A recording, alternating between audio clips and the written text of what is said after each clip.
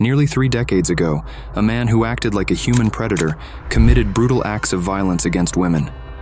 His victims suffered horrific fates as he mutilated their bodies for his twisted pleasure. Had it not been for one victim's desperate call to 911, he might have continued to avoid being caught. Although she lost her life, her call began an investigation that uncovered many more victims. This dangerous man would go down in history as the Long Island serial killer. Ever heard of him?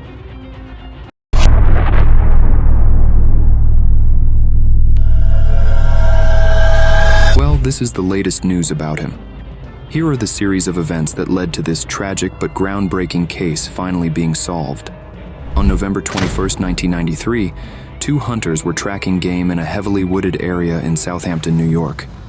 They were near 50 Old Fish Cove Road when they came across something that would haunt them forever. Yes, it is a body.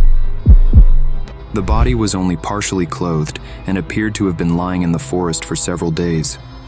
They called the authorities and quickly tried to identify the victim based on the clothes she was wearing. The medical examiner soon confirmed 2 horrifying facts. The woman had been brutally strangled, and there was clear evidence that she had been sexually assaulted before she was killed. After examining the fingerprints of the deceased, police were able to identify the victim as 28-year-old Sandra Costilla. Sandra's fingerprints were already in the system because she had been arrested the previous year for jumping a subway turnstile in New York City.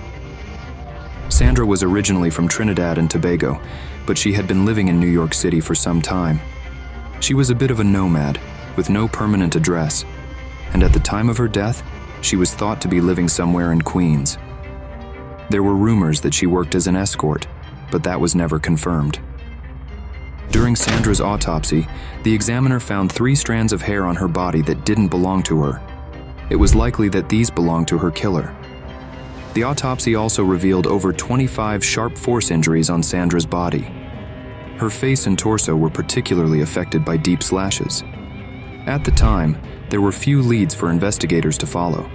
Sandra's case eventually went cold, and it seemed like her killer would remain free. But that was only the beginning of this long and disturbing story. Years passed, and in 2001, Suffolk County prosecutors announced a potential connection between Sandra's murder and a local carpenter named John Bittrolff. Bittrolff had been convicted of killing 2 women whose bodies were also found in the same part of Long Island. Investigators thought that Bittrolff might have been responsible for Sandra's death as well. However, there wasn't enough evidence to charge him at the time, and Sandra's case remained unsolved. In 2011, almost 2 decades after Sandra's death, a surprising discovery reawakened interest in her case. A dead body was found on a beach, and it was clear that another woman had suffered a brutal death. The dismembered body was later identified as Jessica Taylor, another tragic victim of this unidentified killer. The mystery deepened, but progress was still slow. Jessica Taylor was a 20-year-old woman who had been working as a sex worker near the Port Authority bus terminal in New York City. On July 21, 2003, she disappeared. Jessica's nude body was discovered just off Halsey Manor Road and the Long Island Expressway by a woman walking her dog. The area was not far from where Sandra's body had been found a decade earlier. Like Sandra, Jessica had been mutilated, and her body had been left in a remote wooded area. Investigators who examined Jessica's remains found male human hairs on a surgical drape underneath her body. These hairs were determined to belong to a person of Caucasian to European descent. However, the hairs were unsuitable for DNA testing, so the investigation stalled once again. But the killer left behind another disturbing clue.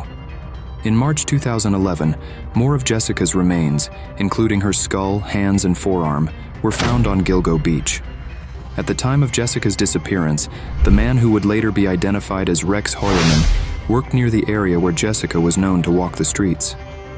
Court records showed that on the very day Jessica went missing, Heuermann had been in Midtown Manhattan, where Jessica had been working. Witnesses also reported seeing a dark-colored Chevrolet pickup truck parked near the area where Jessica's body was later found. Heuermann's behavior after Jessica's disappearance raised even more suspicions. Days after her body was found, He searched online for articles about the discovery of her remains. He specifically looked up an article titled, "Cops Seek Help in Iding Manorville Body." Even more suspicious, he tried to delete these searches after reading them.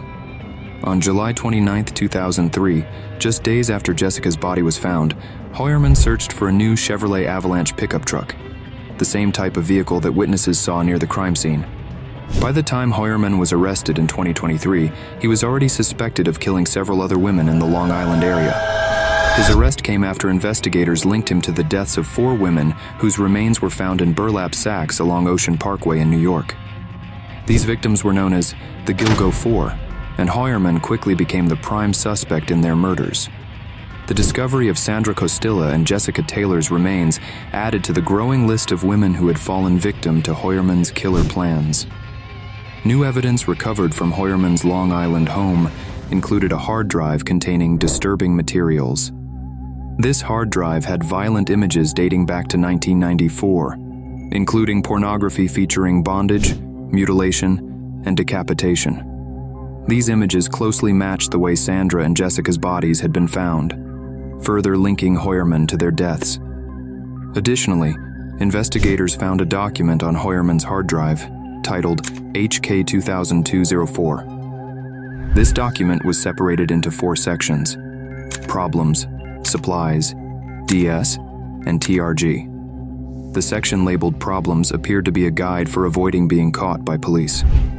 It included details about how to avoid leaving DNA, tire marks, bloodstains, and fingerprints. The supplies section listed items Heuermann would need to carry out the murders, including ropes, saws, tarps, and acid. The section labeled DS seemed to refer to dump sites, and TRG likely stood for target or victim. This horrifying document gave investigators more useful information into Heuermann's genius planning of his crimes.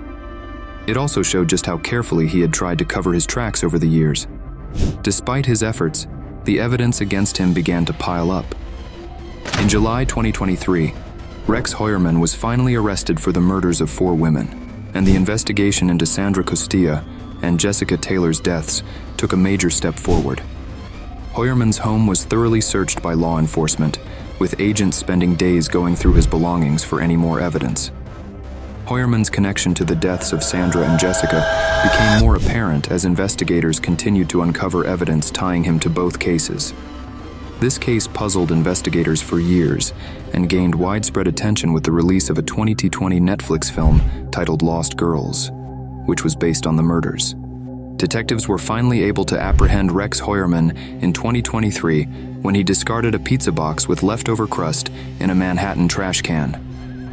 DNA from the crust matched the genetic material found on the remains of the women. During a press conference on June 6, 2024, District Attorney Ray Tierney stated, "We're not going to stop. We owe that to the victims." By the time of his arrest, Heuermann had been linked to 6 different murders, including those of Sandra Costilla and Jessica Taylor. He was charged with these additional murders in August 2023, and his case became one of the most high-profile criminal investigations in recent memory. The arrest of Heuermann finally brought some closure to the families of his victims, but it also left many questions unanswered. How many more women might have fallen victim to Heuermann's deadly obsession? Could there be other unsolved cases linked to him? The full extent of Heuermann's crimes may never be known, but his arrest marked a significant step in solving one of the longest-running serial killer investigations in U.S. history.